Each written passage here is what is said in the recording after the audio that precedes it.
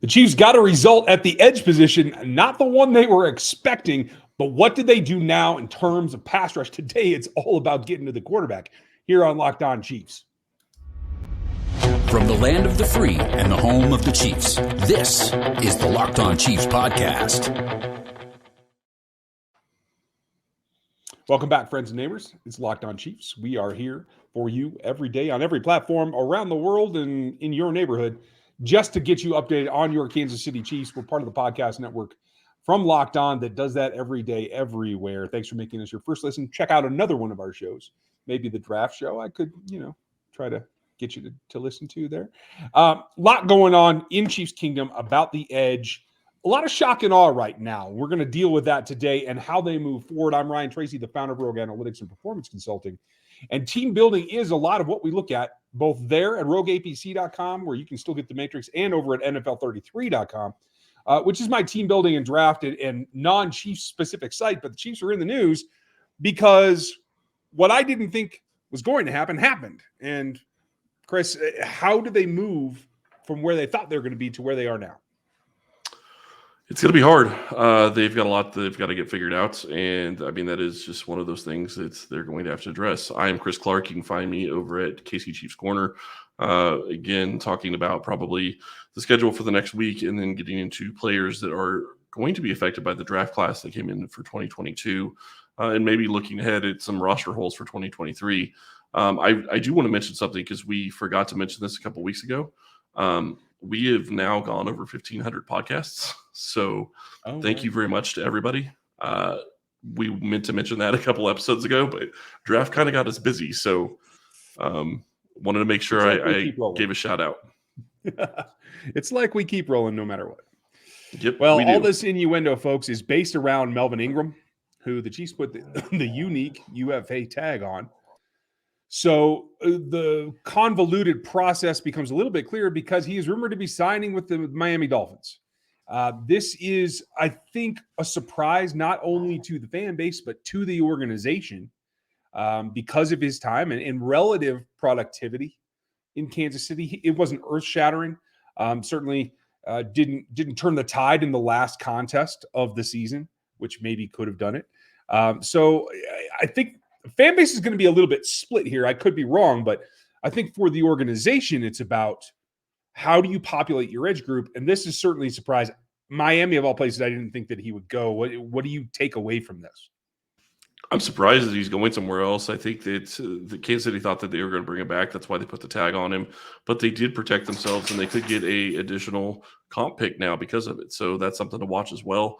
I am surprised he's going to Miami. I think that's just a little surprising, but Miami wants to get another edge rusher. I expect that they're going to pay him more than – obviously, they're going to pay him more than 4.5, I would imagine. So the question is, what are they going to really give him? If they give him much more than that, maybe he gives them a comp pick that's, a 5th or a 6th round pick, or maybe even a 7th. But, it's surprising he went there. But at the same time, if they're going to give him more money, it's not shocking. Yeah, at the end of the day, this is a business, especially for the players of a certain age, which he is. I was going to say, he's getting to that point.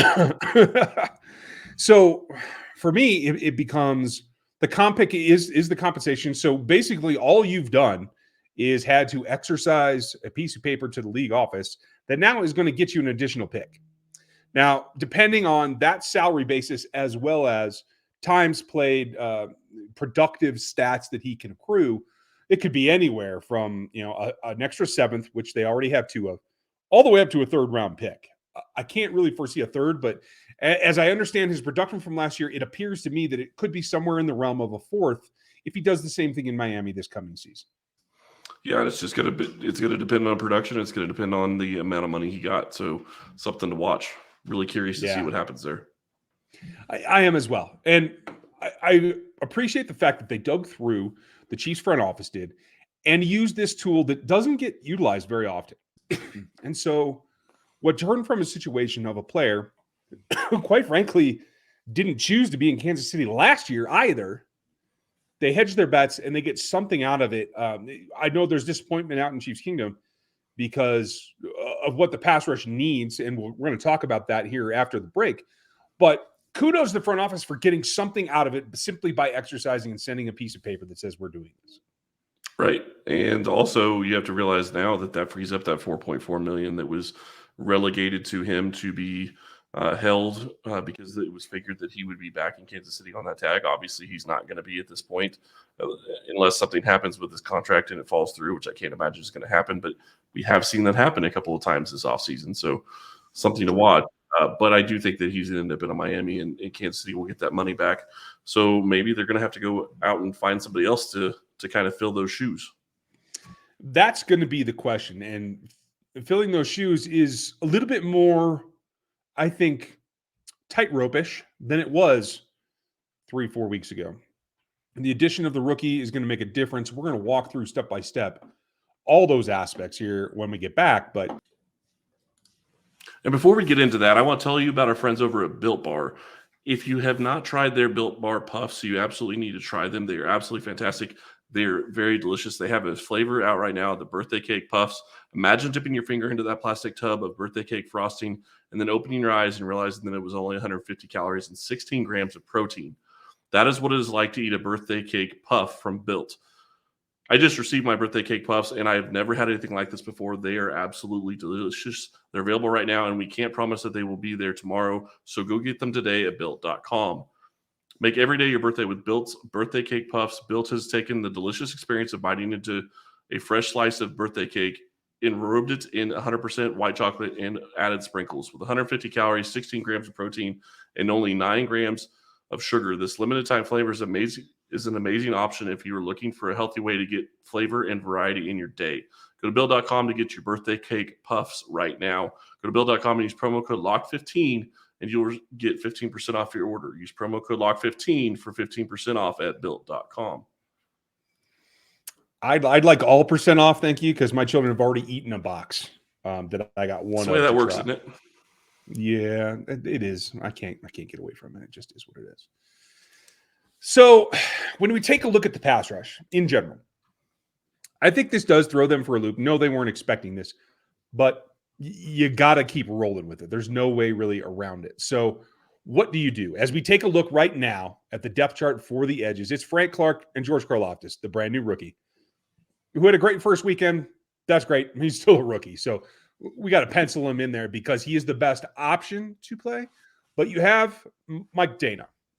And Dana in particular, I want to talk about because he's a guy that came in unheralded and has carved himself out a role here right now as the third pass rusher, but a guy that has played on first and second down quite a bit the last 2 seasons. Yeah, and I think that he is a guy that could come in and give them a little bit of pass rush. That's not his specialty. He's much better at run stuffing and being that type of DE, so it's something to watch. But the question really when it comes to him is, how does he adjust from one year to the next?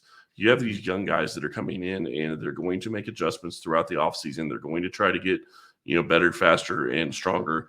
How does that affect his play on the field? I think it's something to watch for Mike Dana.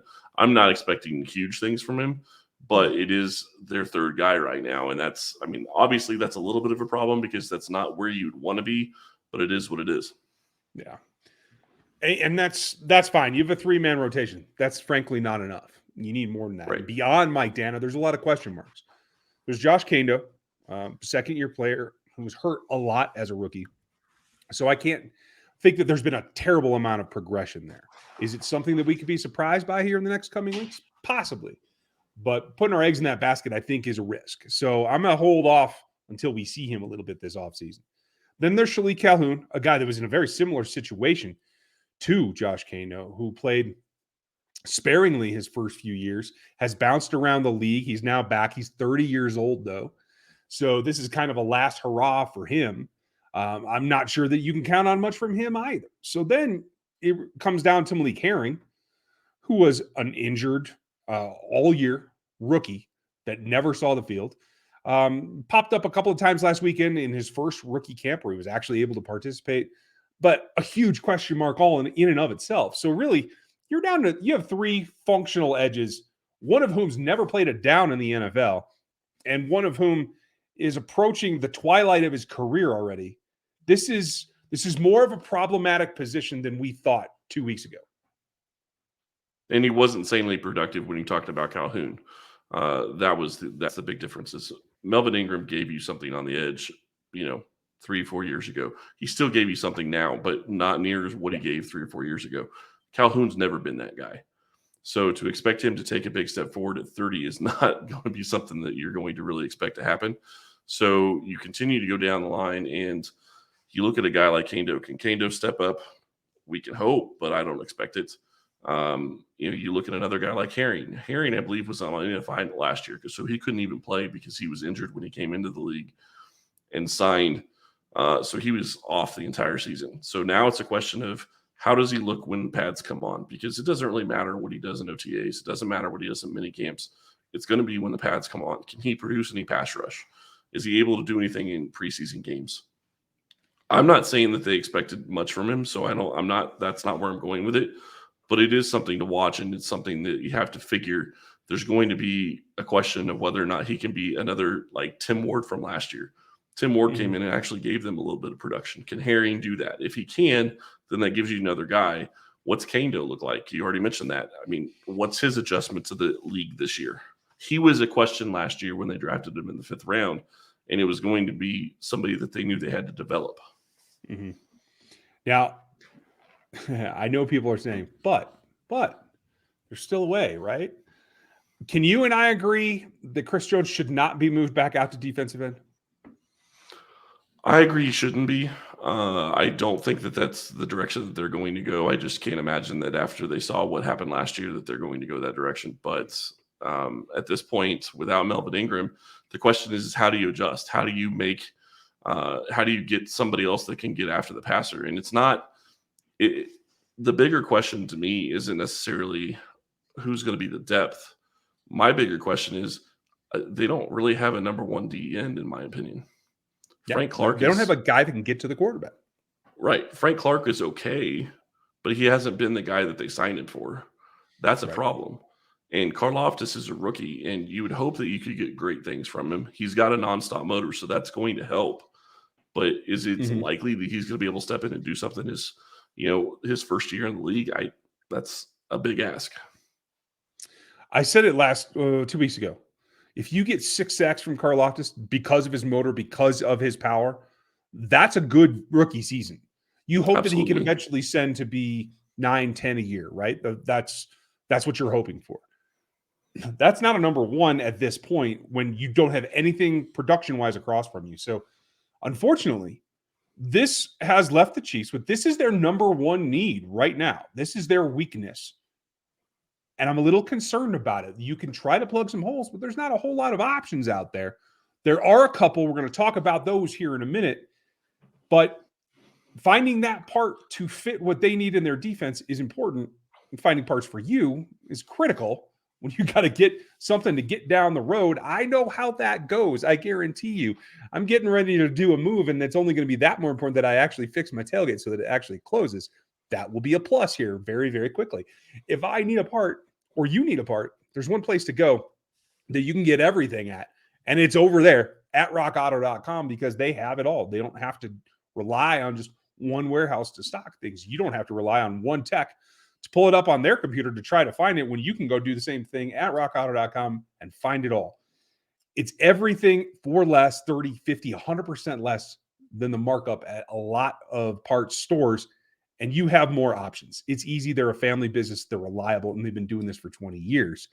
It makes your life easier when you can just go grab the parts that you need, buy your make, model, serial number, whatever you want to do, drop it in your cart, and purchase all at once, and just wait for the shipping to arrive. It makes life a lot easier, and it's reliable, and that's what matters. So go to rockauto.com, check them out right now, fill up your cart, and go check out. Right in Locked On in their box that says, how did you hear about us? We would appreciate that. They have amazing selection and reliably low prices and all the parts your car or truck is ever going to need. Check out rockauto.com.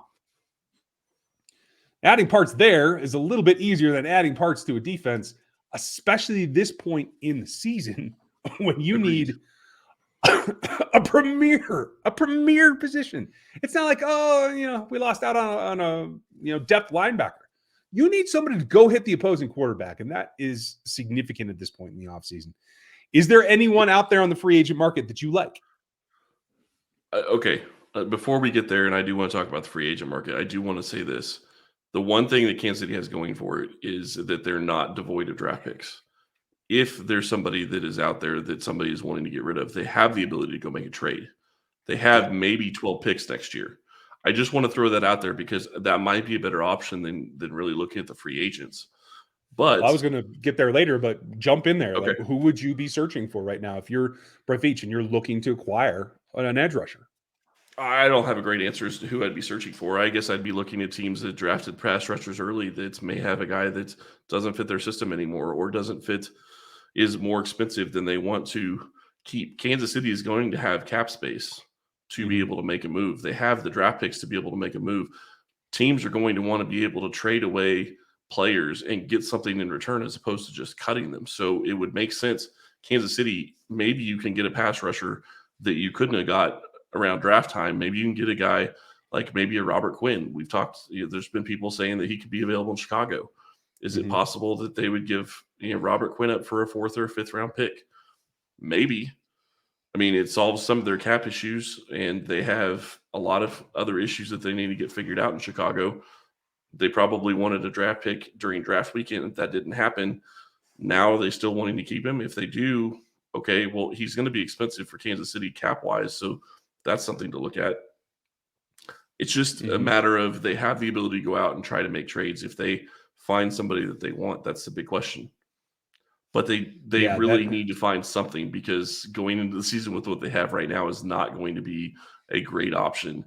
And I guess I will say this. I know we're talking about edges, but if they can't find somebody they like, maybe they go sign a guy like Bradbury. Maybe he gives them the ability to cover a little bit longer.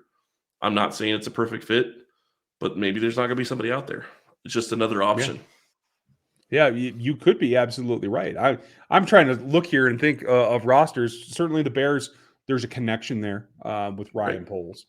Doug's down in Jacksonville. There's a connection there, but they just drafted an edge rusher top of the list. So they don't have a whole lot to spare that they could move off of. They have a nice pair, but I don't know that they have anybody that you're going to trade for. Arden Key, Dwayne Smoot. I don't think so. So then it starts about some of the more fantastic type options, like could you pry Chase Young away from the Commanders?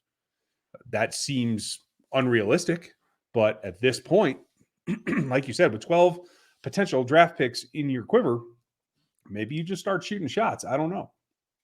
Well, and that's kind of my point is that you have all these draft picks. You have another 7 picks, I believe 7 picks in 2024. So you have cap space right now. You have the ability to have draft picks to be able to trade away if that's what you want to go do. Is it going to be somebody that would be a fantastic move if they could go get Chase Young, but that is a fantastic type trade that I just don't know that the Commanders are going to want to do. It's not a rebuilding team. Even if they maybe should be a rebuilding team, they're not really in that position because Revere's been there as long as he has. Yeah, that's a fair point. You can look at the Indy roster, another friend of the program there, and Chris Ballard, but I don't think they have edges to spare. It's just at this point in the season, it's difficult to pry somebody at that position away. So that does bring me back to the free agent pool and who's out there. I think Hicks is more of an interior player than an end, but he's out there. Agreed. Akeem, JPP's out there, but he's 33 years old. Anthony Barr's out there, but he played off the ball as much as on. Carlos Dunlap's an interesting option. I know fans are going to be shouting for Clowney. Clowney isn't productive as an edge rusher either. I mean, if you need to fill that role, you can do that with Clowney. You can protect against the run. If you're looking to actually impact the quarterback, I don't know that that's a direction that you can invest in and expect to get that return. Yeah, a lot of questions. I mean, I'm just sitting here looking at all the guys that they could maybe go trade for. It seems like that position's going to be rough all across the league because you're always needing pass rushers. So good luck trading for somebody. Edge rushers that are out there, Trey Flowers is out there. I don't know that it moves the needle that much. No, but there's a connection at least. Right, but and he's better than what they have on the roster, but what are you going to have to pay him? Right. Yeah, I know folks are going to be wanting Justin Houston back. Justin wasn't exactly productive in the pass rush last year either. And I think that bridge is still burnt. Just to put it out there right now, if something develops, I'm happy to see it, but kind of doubt it. What about a guy like Montez Sweat? Mm. Yeah, I mean, if he's free and clear, you'd have to trade for him, though, right? I didn't think he'd been released. No, he hasn't been released. I'm just looking at different names. Yeah, That would be one that I would make a call on. I think it's I'm also not saying intriguing. There's one free agent that rings a good fit to me, just developmentally. I don't know that he moves the needle to help you this year, but Ryan Kerrigan's out there, and George Karlaftis' game is based on a lot of what Ryan Kerrigan's game has been based on. That might Yep. be good just to have him in the building as a developmental, try to support George Karlaftis in his rookie season as much as possible. That might be a good move as well. Yeah. But they're going to have to get creative. I think that's the bottom line. They're absolutely going to have to get creative. And the more and more I look at this class or this position across the league, it's very, very hard to find a team that's going to be willing to get rid of a pass rusher, especially to Kansas City. You're going to have to be looking at teams that aren't expecting to do well this year. Panthers and Brian Burns would be one, I guess, but you're just going to have a hard time. I don't know that you're going to be able to. Maybe the Seahawks are looking at getting rid of one of their pass rushers. They just drafted Boye Mafe. Is that something that they'd be open to? True. A lot of questions. Yeah, it's a difficult one. Hopefully, in the next 48 hours, we start to hear some trickling rumors, and we can actually give you guys a direction that they might be looking to go. You never know. But the point is, they have to do something to man that position with a little bit more depth. And I think at the end, they're going to have to get creative about the blitz packages that they do. Luckily, they just drafted a linebacker and come off the edge if they have to. They also can blitz all three of their starting linebackers, so I'm comfortable with that. So in the coming week, we will take a look at what the alternative is to a personnel change. It is a scheme change, and we'll try to explore that as well. So let us know, who do you guys want them to sign? Who do you want them to go after in a trade?